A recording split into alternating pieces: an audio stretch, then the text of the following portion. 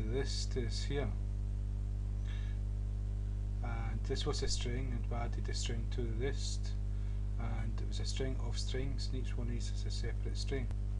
Now there's an action listener that we used called list selected listener, and so it activates every time you select one of these, and all we done was put one string for everything, just the same string, but each one of these items can be a separate string, a separate piece of code to do something different. What I'm going to show you is we've looked at the file class in past tutorials, where we've been able to delete files, create files, change directory, and all sorts of different things. We're going to use that to display files here, just like we've got in Eclipse. It's not going to look as good as that, but we can make it look as good as that, and it's not that difficult. But the most important thing to know is this is a list.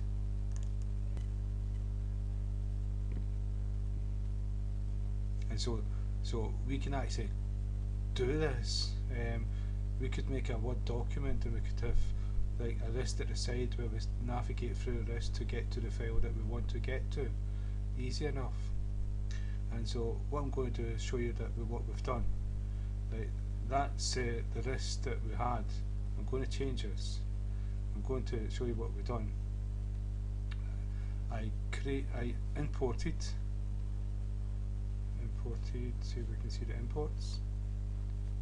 I imported Java IO file, so we can use the file class. That's important. And then what we've done is we used the file class, created an instance of it, and that's a constructor. Past the constructor, the C drive, it's not going to go back to the very beginning of C drive, it's going to go to where we are, but we can't go wherever we want it to go. And so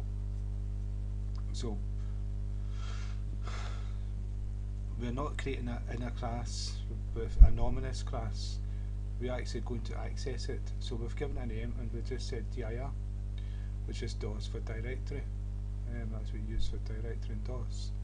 And so we created a string, and we called the string folders and files, and what that string is going to equal is dir has got a method to all the stuff inside that directory into a list, and the files as well, and that's what this is going to hold.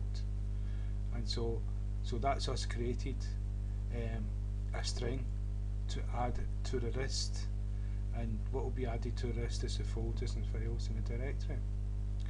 And so if we go back down, we can find it back up. Is it here? We created a string name, and this is the strings we put in that. But that's the strings we put in the list. And so name was passed here. So if we change that to the name of that file, and it will be like, it was called folder and files, I think that's what it was called. Nope, we'll go back up and we'll see what it was called. Folders and files.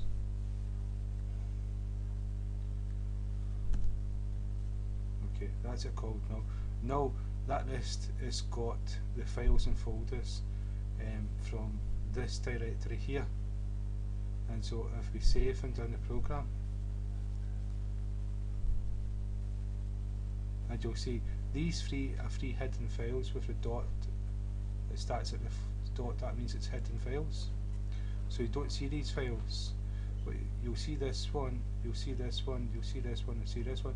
Don't think you see the bin one for some reason, but that's because it's a DOS hidden file. We'll have the attribute hidden on it, and so in the Eclipse it's not showing it.